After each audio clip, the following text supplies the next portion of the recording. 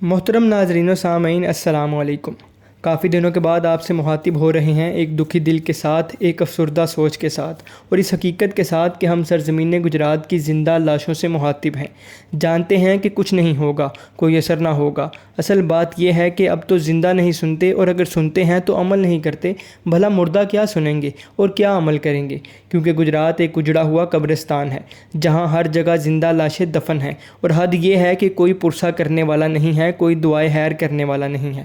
پنجاب میں آنے والے سیلاب سے مختلف علاقوں میں تباہی تو ضرور ہوئی، مگر جلد ہی اس پر قابو پا لیا گیا، کیونکہ وہ زندہ لوگوں کے علاقے تھے۔ سب سے بدترین تباہی گجرات میں آئی، لیکن کسی بھی سطح پر کچھ نہ کیا گیا، کیونکہ بہرکیف گجرات کی حیثیت ایک اجڑے ہوئے قبرستان کی سی ہے، جس میں دفن لاشوں کے لواحقین بھی موجود نہیں۔ بس تباہی، تباہی اور تباہی۔ قوم عاد و ثمود کی طرح گجرات بھی دوسرے علاقے کے لوگوں کے لیے تباہی و بربادی اور عذاب کی ایک مثال بن گیا۔ آخر کیوں نہ ہوتا؟ نہ گجرات کے لوگ زندہ ہیں، نہ گجرات کے سیاستدان کچھ حیثیت رکھتے ہیں، اور نہ ہی گجرات کی کسی کے سامنے کوئی اہمیت ہے۔ گجرات کو ڈویژن بنایا گیا، ختم کر دیا گیا، بحال کیا گیا تو فعال نہ کیا گیا۔ گجرات ویسٹ مینجمنٹ کمپنی بنائی گئی تو ختم کر دی گئی۔ پی ایچ اے کا محکمہ بنایا گیا، ختم کر دیا گیا۔ واسا کی بات کی گئی، ہوا میں اڑا دی گئی۔ الیکٹرک بسوں کی بات کی گئی، بس لطیفہ ہی رہا۔ نئی یونیورسٹی، نئی ہسپتال، ایئرپورٹ کو فعال کرنا، چڑیا گھر بنانا، امسال 2025 میں ڈویژنل انتظامیہ کو تعینات کر کے دفاتر بنانا، نئی انڈسٹریل اسٹیٹ بنانا، یہ محض خواب و خیال رہا، کیونکہ یہ سہولیات زندہ لوگوں سے آباد شہروں کے لیے ہوتی ہیں۔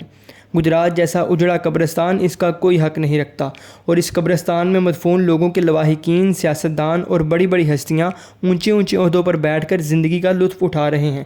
بھلا ان کو کیا کہ گجرات جیسے اجڑے قبرستان کو آباد کرتے پھریں۔ اب تو یہ حالت ہے کہ گجرات ڈویژن کو بحال اور فعال کرنا تو دور کی بات، کوئی گجرات ڈویژن کا نام تک نہیں لیتا۔ وہ منہ بند ہو چکے جو کہتے تھے کہ گجرات ڈویژن کے ہم محافظ ہیں، گجرات ڈویژن کو ہم بحال اور فعال کروائیں گے۔ سال 2025 میں گجرات ڈویژن کے دفاتر بننا شروع ہو جائیں گے، گجرات ڈویژن فعال ہو جائے گا، فنڈز مل جائیں گے، یہ ہو جائے گا، وہ ہو جائے گا۔ بس یہ ماضی کے قصے ہیں، ان کو سننے والے قبروں میں جا سوئے۔ گجرات ڈویژن ایک مرحوم ذات کا نام ہے، جو نون، کاف اور پے کے دھکے اور ٹھوکریں کھا کر مر چکی ہے، اور مری ہوئی چیز زندہ نہیں ہوتی، اور جو مر جائے اس کا کوئی نام نہیں لیتا۔ بس گجرات ڈویژن مر چکا۔ انا للہ و انا الیہ راجعون۔ ہاں، گجرات ڈویژن کی موت کا ڈیتھ سرٹیفکیٹ جاری ہو چکا ہے، جس میں موت کی وجہ نون اور کاف کے کریڈٹ کی بیماری، پے کی مسلسل ٹھوکریں اور اہلیان گجرات کا مسلسل نا امید کر کے نفسیاتی مریض بنانے کی تھیں۔